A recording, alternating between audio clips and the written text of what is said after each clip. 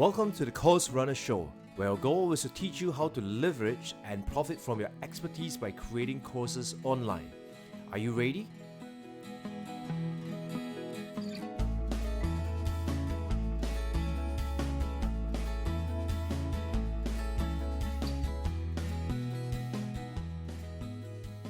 Hello, my name is Melvin Tan and I'm your host for the Courserunner show. And this is episode 002, and in today's episode we are going to be talking about the 5 challenges faced by first-time online course creator. Alright, and right at the top of the list of the challenges, challenge number 1, it's how to get people to buy.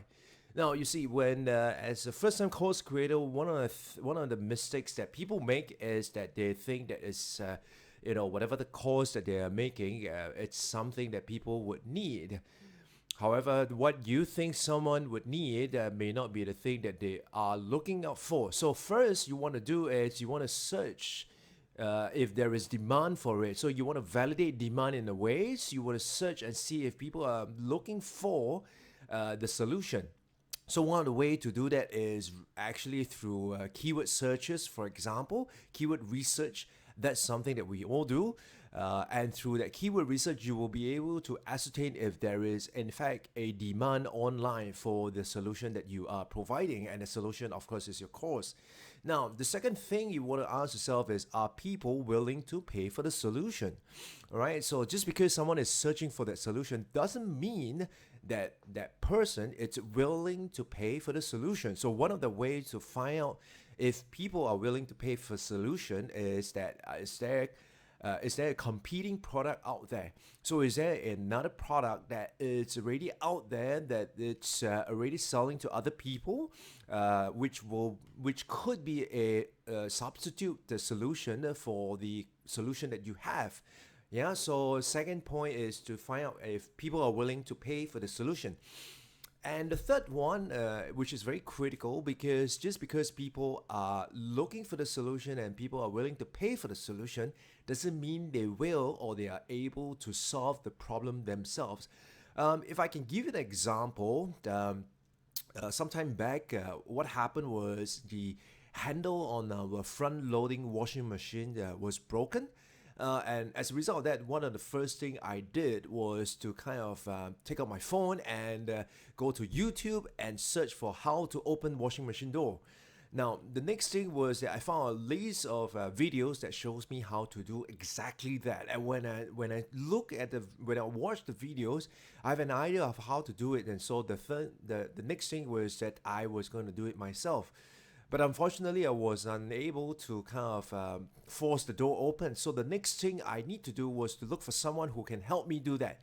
Now, you see, so that's where we're saying that just because I'm willing to pay for the solution to get the door of my washing machine open, doesn't mean that I am able or I'm willing to solve the problem myself. So it's critical to find out that when you're designing a course, that people are actually searching for that solution, the course that you are providing. Secondly, people are willing to pay for that solution. And thirdly, people are able or willing to solve that problem themselves. So that's challenge number 1, how to get people to buy. Now, challenge number 2 that we see in most first-time course creator, it's how to design a winning business model. Now, frequently we see that some people, most of the time, people see that when you put up an online course, it's a one-off transaction.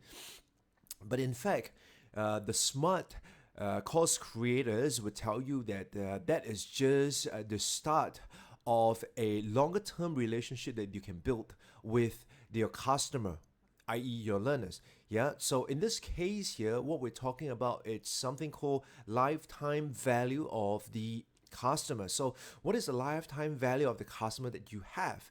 Yeah. And so we outlined 3 strategies that you could look at to kind of to grow your business, your online business. And these 3 strategies are actually outlined by Jay Abraham. Yeah, Jay Abraham is an expert in marketing. And he said that there are basically 3 ways. The first one is to increase the number of customers.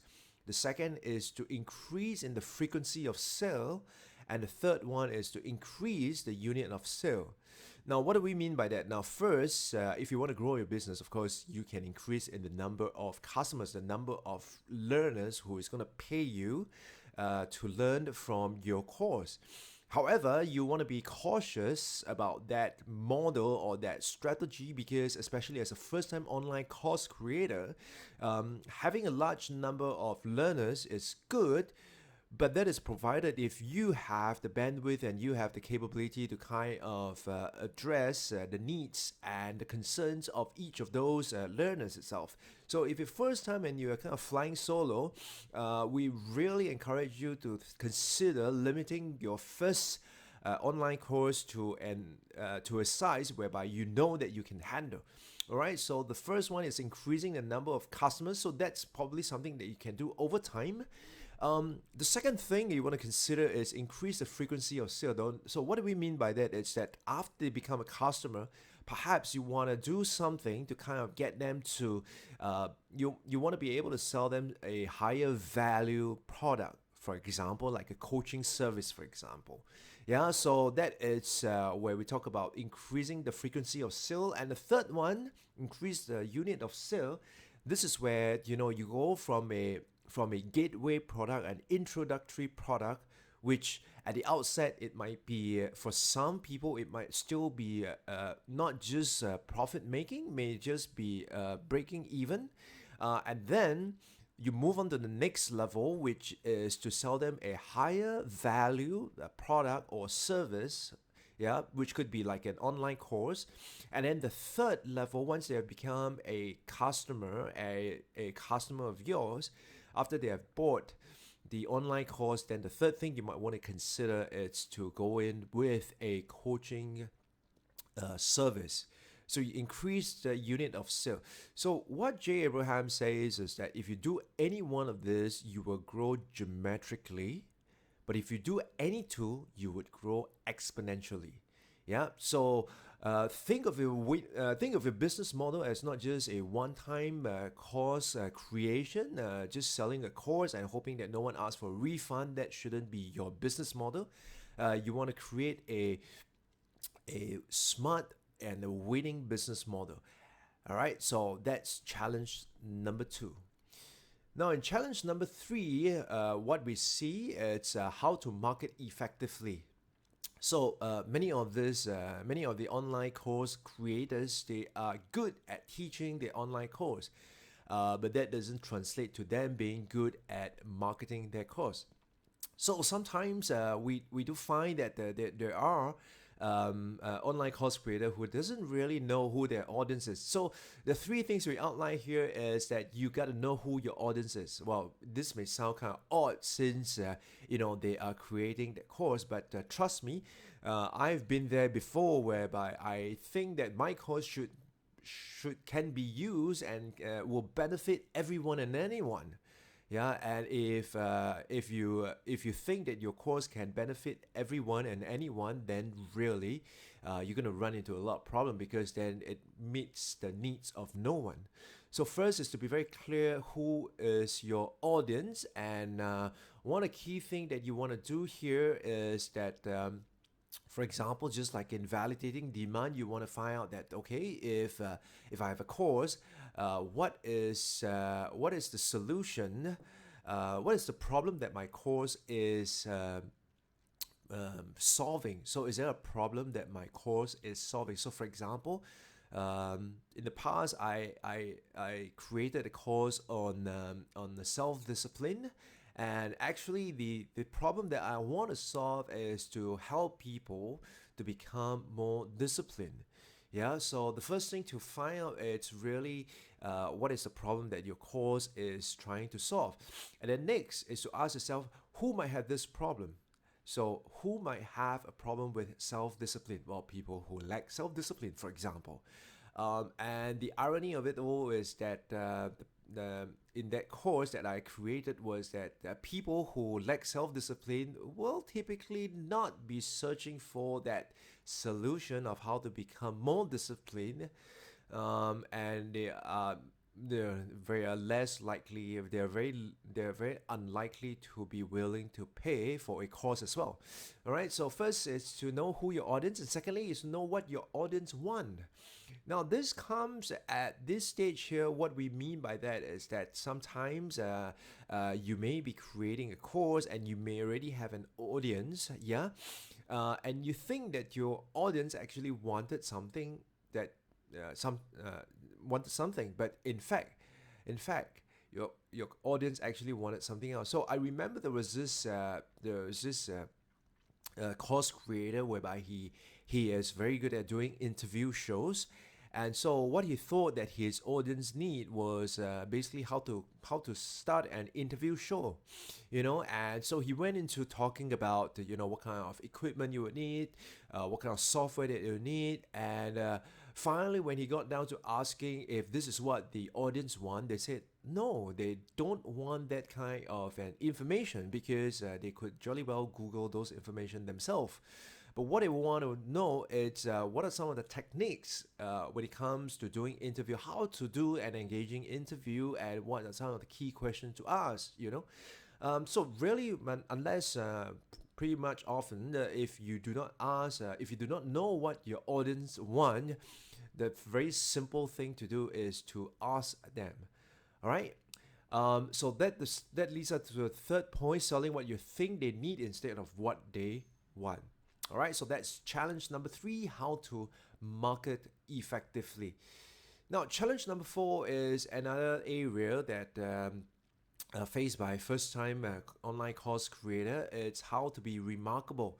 You see, especially with people who kind of offer their courses on Udemy, and when someone go and search for a course, someone use certain keywords to search for courses related to your topic, your competitors' courses are going to come right up next to yours. So, really, how to make yourself remarkable? We find that there's some online course creator. One thing is they try too hard. They try too hard to be cool. They try too hard to be different, or they try too hard to imitate someone else. So, for example, um, if you look online and if you look at some of the shows, for instance, there are really people who have no idea. So what they do was that they try to kind of imitate someone else, and imitation wouldn't get you very far. So that's something you wanna bear in mind. The other thing is trying too hard to be perfect. Now, truth be told, when it comes to recording sessions like this, there will often be time where you will find that there will be some slip ups. Yeah, just like a couple of minutes ago, there were some slip ups. So, if you want to appear perfect, I mean, you can, yeah, but you're going to spend a lot of time, energy, and money trying to edit out the ums and the ums. So that's something that we kind of not encourage you to do. Do not try too hard to be perfect. And in fact, your audience would be better able to connect with you when they know that, hey, you're just like them, and there are certain things you do that are not perfect as well. And the most important thing is actually just be yourself. Yeah. Okay. So, and that's challenge number 4. And finally, challenge number 5. Challenge number 5 is how to teach effectively. Well, a lot of online course creators, they are basically people who have some form of experience in that particular area, but that doesn't mean that they know how to teach. Okay, and so one of the things that you want to know, and when you are looking out for courses and instructors online, is to determine if they have some sort of a training or if they are qualified to teach. Now, I want to qualify that by saying that no, it doesn't mean that you must have your certification and you must have a degree and all that. But what we say is that whoever is designing the course needs to be able to say that, well, I've designed a course using a sort of some form of instructional design methodology. And one of the instructional design methodology that we recommend that you look at, especially when you're starting out, is the ADDIE approach, right? So the ADDIE approach, as you can find in the online, and as well as if you're watching this, you would be able to see the diagram here. So the Addy approach basically it's 5 parts. The first part is analyze. And so what do you analyze? You analyze who's your audience and what are their challenges. Yep. Secondly is to design. And so this is where you go into creating storyboards. And thirdly, once you have done that, is to develop the content. And then the fourth step is to implement. That means you want to train both your facilitators as well as your learners. So of course, if the facilitator is yourself, then you have to prepare yourself to kind of implement and to be able to execute and deliver the lesson. And finally, at some point in time, you would have to evaluating your learners. And here there are various forms of evaluation. It could be formative or summative evaluation or assessment. So this is the Addy model that you can use when designing an online course, or in fact designing any course itself. Okay, so there you have it, the 5 key challenges that are faced by first-time online course creators. And with that, we thank you for your time and for watching the Courserunner show. And we look forward to seeing you in the next show, where we'll be talking about the steps to take your online course from idea to launch. This is Melvin Tan signing off. Bye bye.